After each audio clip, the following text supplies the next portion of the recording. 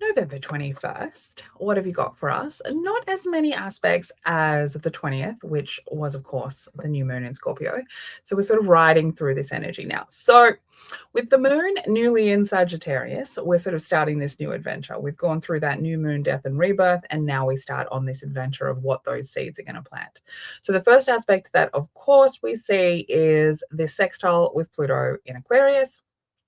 And this is where we're really trying to start this new adventure. So whatever we ended, wherever we're starting from, whatever the starting point is, it's requiring us to look at this adventure from this I am 1 degree Aries degree perspective, and to really understand that we have to take a conscious action on every step of this adventure to make sure that it is aligned with our authentic energy.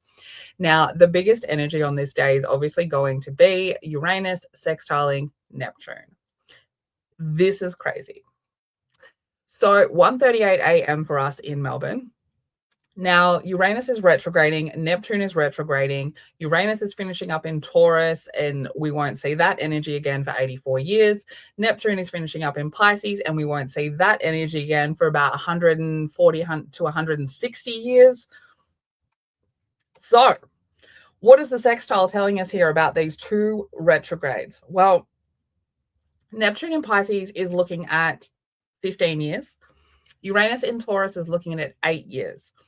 The only difference here being that Neptune in Pisces, Pisces being the 12th sign of the zodiac, is looking at the whole story, the 160-year story, as well as the 15-year story.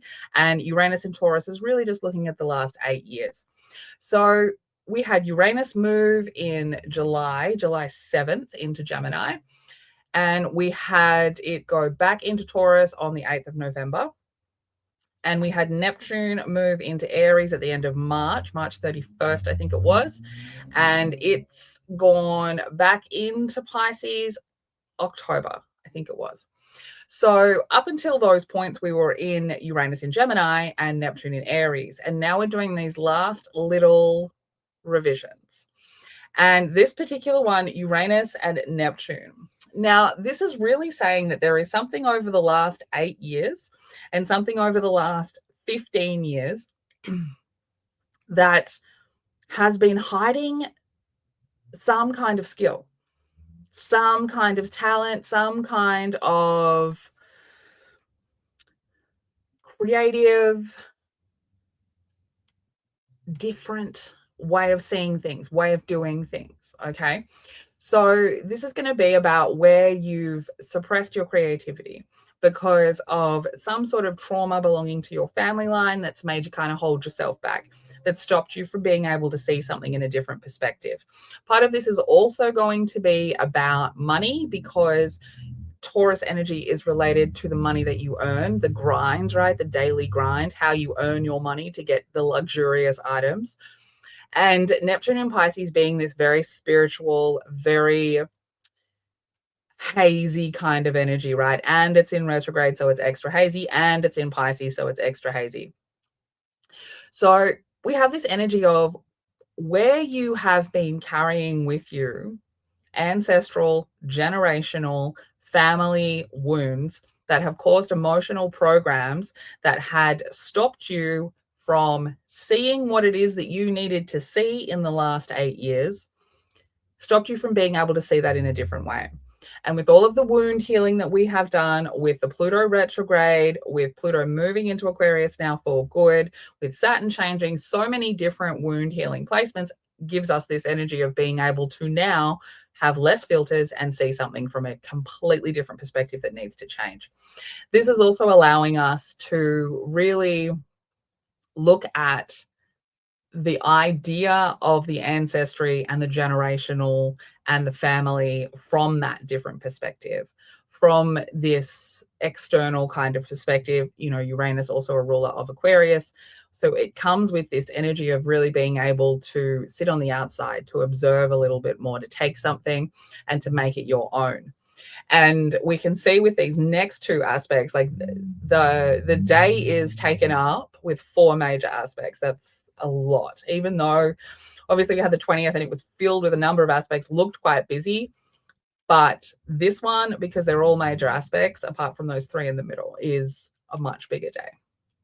And so this is like really this crisis energy, and particularly interesting that the first one is happening at 1 degree, which is the first degree, really 0, 1, right? And then 29 being the last degree. So it's this like the moon sextiling Pluto, especially because it's in Sagittarius. It sort of says like this journey that we're going on is new. It's authentic to us. It's something that we are just beginning. And then the Uranus sextile to Neptune, both of those things in retrograde at 29 degrees, is like, this is what we're leaving behind to go on this adventure, which with less baggage, but with also the gifts from the ancestors that bring Taurus related things, right? Abundance, security, right? And then we get to these next two, which is the sesquil quadrant with Chiron and then with Jupiter. Now, Jupiter also retrograding. And then we get the biquintal, which is the let go. So, Sun also at 29 degrees of Scorpio. So this day has a lot of energy that is around this 29 degrees, this very critical degree that causes this like stressful kind of energy. Okay. So these two, 2:24 p.m. and 5:38 p.m. The first one is telling you that there is something that your childhood wound keeps you, something about a childhood wound that keeps you stuck, right? Keeps you in a loop, keeps you being compulsive or being obsessive or whichever one it is, right? Stops you from making a decision that needs to be made. And that decision is in relation to your journey with the moon in Sagittarius, but also this journey to wisdom. And 8 degrees is a Scorpio degree. So it's about transformation as well. So in order to go on this transformational journey, you have to make a decision to move forward and away from this childhood wound, which is here at 23 degrees of Aries, which is the Aquarius degree. So where's your I am? Where's your weirdo self, right? That version of you that you packed up in your childhood because of whatever traumatic situation you experienced. And then we get this aspect to Jupiter. So the moon has moved to 9 degrees, which is the Sagittarius degree, which is about wisdom, obviously, but it's also about movement forward and traveling and learning things and going on this journey of transformation.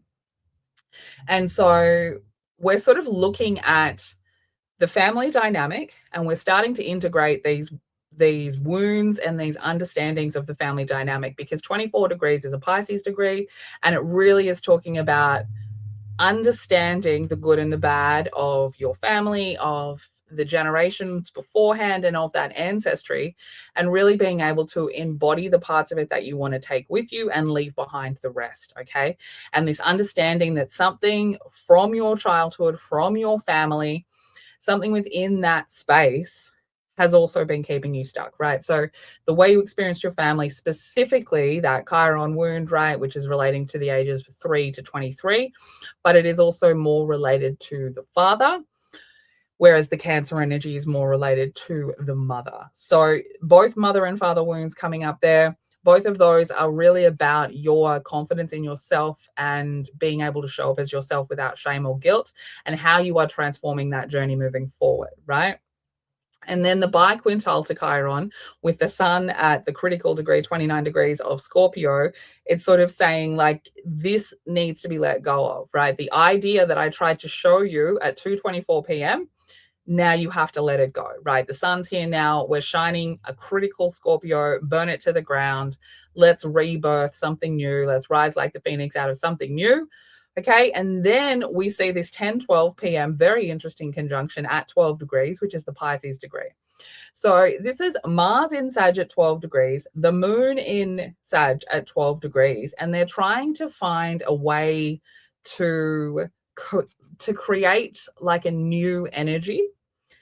And there could be a little bit of a battle for dominance here, right? So we might see that the emotional state wants to be in charge, but then we also might see that Mars wants to be in charge. We want to take action. And so this conjunction is really saying, when you integrate the wounds, 12 degrees Pisces, when you integrate the wounds that have stopped you from either motivating yourself or have held you back from really going on an emotional journey with yourself to understand who you are, that these two things can actually work together, that there is actually a new force that gets created from being emotionally connected to a new journey, from using your emotions as the way forward, as the way to motivate yourself. They can work together. And then we get 11:25 p.m., the Sun and Uranus making an opposition in this push-pull dynamic. And Uranus retrograding 29 degrees of Taurus. So it is asking about the last 8 years. And the Sun in Scorpio wants to pull all of these things out, is shining a light on the things that we weren't able to see, right? So Scorpio being a detective energy, the Sun being the fucking sun, right? 29 being like the hardest, brightest energy.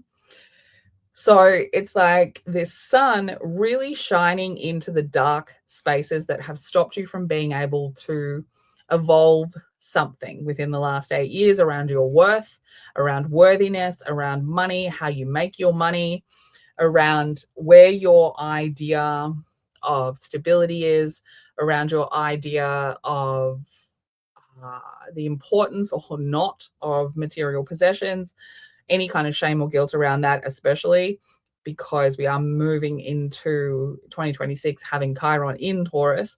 So there's going to be a lot of financial materialism kind of issues starting to rise their heads. And this is where we see the sun coming in bright as fuck, shining a light on all of the things that Taurus energy doesn't want you to see. So this is really a story of reminding us that we're starting a new journey, asking us to like drop the baggage from the past, showing us where we've been stuck and why we need to let it go, and then quite literally telling us to let the fucking thing go. And then once we let it go, we get this energy that says, okay, we'll now integrate and move forward, go on this journey. And while you're on it, let me show you some stuff that I know you don't want me to see. So this is a huge day. This is very, very potent energy. So just be aware of that, especially with this moon conjunct Mars. That can make us very emotional, but emotionally driven, right? The emotions, and then Mars, the motivation. So it can make us very emotionally driven. And with that sextile to Neptune, that Uranus sextile to Neptune that happened earlier on in the morning, that can really bring up some stuff that you didn't really want to look at again. Okay. So just be aware of that. Mental health warning for that day, because those energies are very fucking strong. Okay. And if you want to be part of my group therapy, you can book a place. Stay weird.